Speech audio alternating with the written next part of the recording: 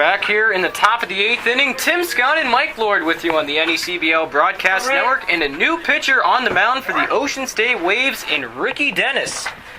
He'll come up and face the top of the order for the Valley Blue Sox in Garrett McCain, and the first pitch McCain sees is taken in there for strike one. Ricky Dennis on the summer, getting a lot of power after his sophomore season from Monmouth, coming in with a 6.00 ERA. The next pitch he fires is taken in there for strike two, and the count now 0-2 to McCain. In his last appearance, Ricky Dennis hurled a shutout inning against the Plymouth Pilgrims. A scoreless 8th, he struck out a batter as the Waves went on the win 8-3. The 0-2 is a fastball taken outside for ball one, and quickly battling back here is McCain.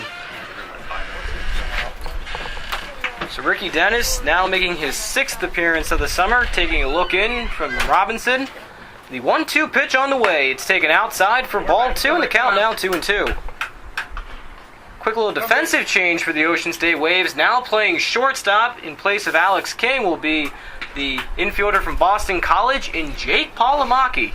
The break-even pitch on the way. It's a broken back grounder straight to the third baseman Lynch. He fires on the first. The throw on a bounce is in time for out number one. A good throw by Lynch and a good scoop by Ramirez gets the first out for Dennis and the Waves in the 8th.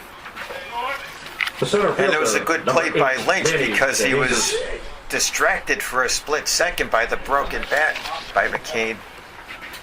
A lot of broken bats today, but we mentioned that earlier. It's because of the harder baseball, and how Tim Lynch was able to make that play without getting distracted is still a marvel. As Tim Lynch, only playing his 7th game at the hot corner this summer, usually plays first base for the Waves. As now coming up to bat, it's going to be Manny DeJesus. As the first pitch is taken by DeJesus in there for strike one. Up until tonight, opposing pitchers have been pitching him outside. He doesn't go to the opposite side much. He's strictly a pull hitter. As the 0-1 foul to the backstop by DeJesus, and Dennis quickly ahead, no balls and 2 strikes. Yeah, Manny doesn't like to swing at the outside pitches, and the times he has struck out, those are the pitches he strikes out on, especially if it's an umpire that has a wide strike zone. Getting the sign is Dennis. The 0-2 pitch on the way. It's a fastball just off the outside corner for ball one. The count now 1-2. Manny DeJesus today has been quite the offensive performer. So far today, he walked and scored in the first. He popped out to short, lined out to second, and drove home a run with a single in the 6th.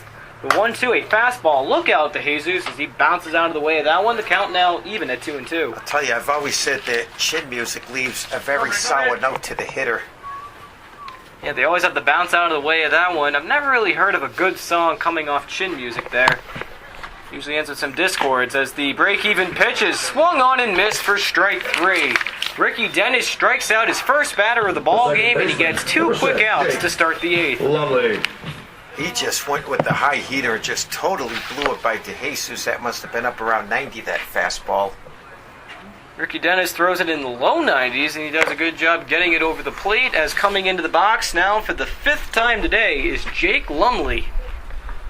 First pitch from Dennis, a fastball taken outside for ball one. Of course, Tim, the fastest pitcher I've ever seen in the NECBL, Strasburg, who pitches for the Washington Nationals right now.